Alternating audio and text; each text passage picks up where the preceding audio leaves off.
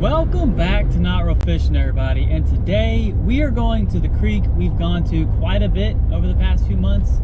The only difference is today we are bringing out some worms. I really want to get out there with the worms on the new Brim Buster, mostly because I want to hopefully get a bigger bass on there, and I want to see how that rod performs with larger fish. I'm a little worried that I might end up breaking the rod or something. I doubt it, but there is some nice sized bass in there, and it'd be a lot of fun catching them on that rod. So that's the plan. We're gonna bring our normal, float gear, just for fishing with bait. I don't carry as much. I'm probably not gonna even carry the book bag. I'm only gonna carry one rod, maybe a little bit of extra line, and then I'm probably gonna bring the net. I don't know if I'm gonna get to use it very much because that bank is just so steep. However, we just got done having a downpour of rain. So I'm expecting the current to be very high, which is why I was thinking float fishing would be a good option, because we can just drift a worm right over their heads. Hopefully they're not all huddled up and not eating because the water quality changed, but who knows? But yeah, that's the plan. Hopefully we're gonna go there and catch a few fishies. I hope to catch some bass. That would be nice. But I don't know. I'm debating on trying circle hooks under the float. It's not really a thing that I would normally do, but who knows? I'll probably just use regular old hooks. But yeah, so I'll meet you guys at the water and let's get some fishing done. All right, guys, I don't know if you guys can tell, but it is definitely fast. I just saw a huge snapping turtle right there. I thought it was a log, but it's a snapping turtle. So we are gonna fish this. I don't know how well it's gonna do, but we are gonna try. I think it's gonna do better probably directly across. But I mean, we were standing down over there last time. So yeah, but maybe this is gonna be really good. Who knows? We're gonna try. I do also, ouch, something is sticking in my shoe. All right, we do also have, what's the word I'm looking for? We do have the Handline. So if we need to swap this out for something heavier, we could switch to the Handline and kind of bottom fish it. But I really wanted to do like some really fast float fishing, because I knew the current was going to be up. I could have brought a longer rod than this one, but I just really want to break this rod in. I want to learn its limits, and I can only learn that by catching some bigger fish. And I wanted to come to this spot because it's very reliable for me to catch fish here, at least something.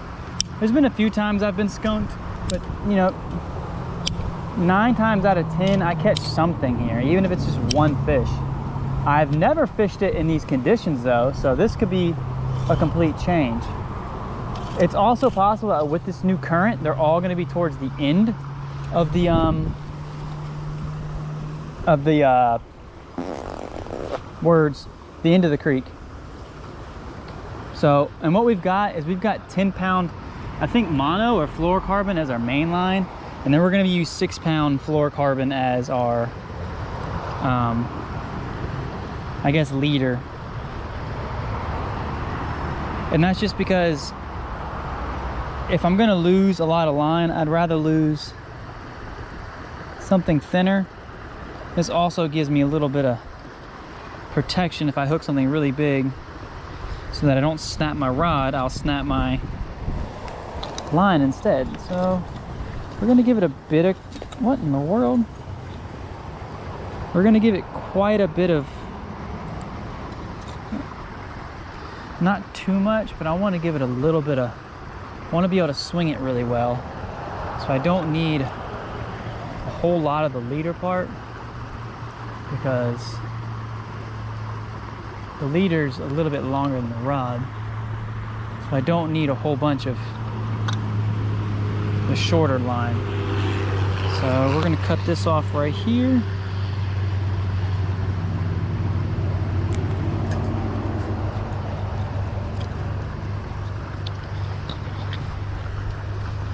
So I'm gonna go ahead and finish getting this rigged up. Not sure what size. Did I leave the worms? No, they're right here. I'm not sure what size hook I want to go with yet, or if I want to go weightless. I might try weightless, but I have some floats and stuff in here. I think I'm just gonna go with this hook here. It'll prevent us from getting small hooks from, this is like a size 6 or I think size 6 bait holder. This will prevent us from getting a lot of the smaller fish, which I'm not too thrilled about, but it'll also help us deal with, I don't even know, I think I'm gonna put a heavier split shot on here just because the current is so heavy. That way the worm gets down very fast and it drifts at a predictable height. And we're gonna get that all rigged up, and then we're gonna get to the fishing. So I'll get back to you guys in a second. All right guys, there we are, nice and rigged up. We got a big night crawler on there. Normally I would cut this guy into pieces, but because there's so much current, I wanna kinda have a bigger bait.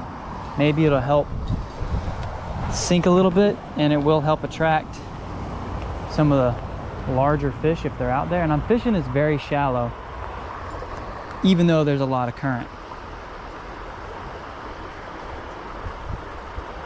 Just because I want it to drift. I'm trying to get down here without falling in. There we go. I want it to drift in this shallower current over there. It's actually pulling our float under.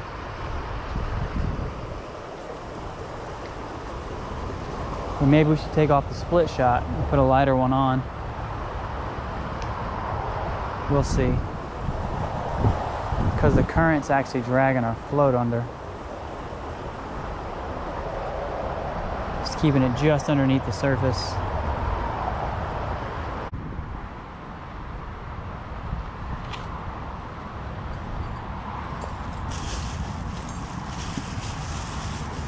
Alright guys, I think what we're going to do is we're going to work our way all the way to the back unless we see a spot that looks particularly juicy.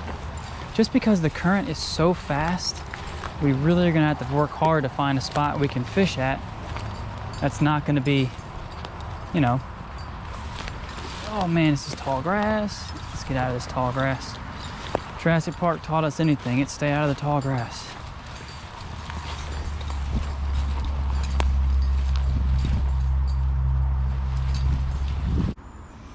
All right, so here's what I'm gonna do. I'm gonna wrap this up, and I'm gonna break out the hand line real fast. See if we don't get lucky with that. So I'll be right back.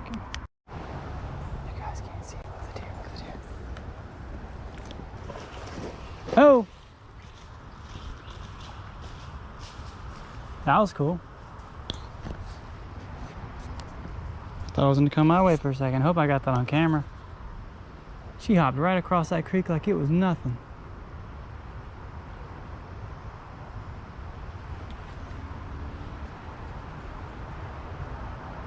That was cool.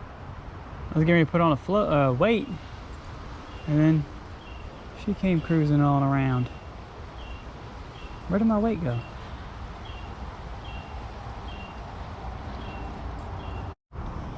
Alright guys, here's the deal. Sinker, and then worm. This is not the most ideal setup, but I think it might work.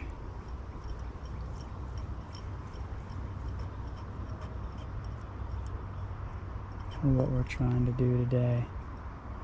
So I really need to feel some tension. There we go.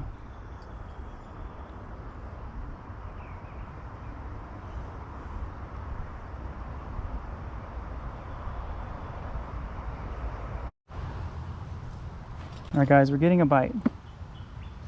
Not sure how big it is, but I'm gonna let this go for a minute.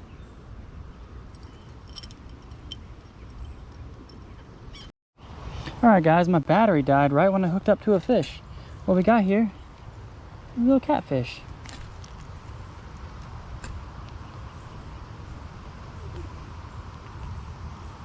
And this hook does not want to cooperate either. These circle hooks are tough sometimes to get out. There we go. Very cute little, hey. Ow. Strong little teeth. Very cute little, oh come on dude. Is that really necessary? He got some tough little chompers on him. Very cute little, I don't know, yellow catfish, brown bullhead, you guys tell me. Very cute little guy. Look at that fat little belly. Alright, we're gonna let him go.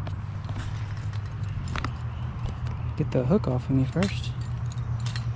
That was on the hand line. Trying to get to the edge. I'm just gonna, come on. He's holding onto my thumb. Come on, let go.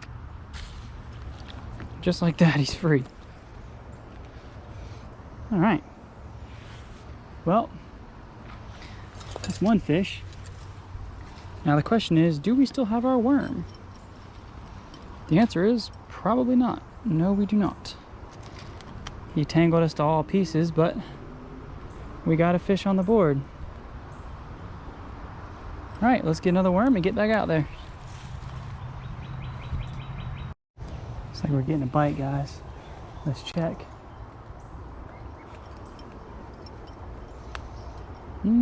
Got something. Oh yeah. Oh no!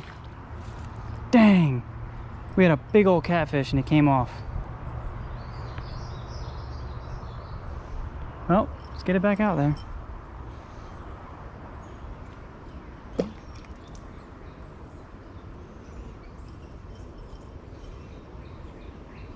That was a nice sized catfish too, guys.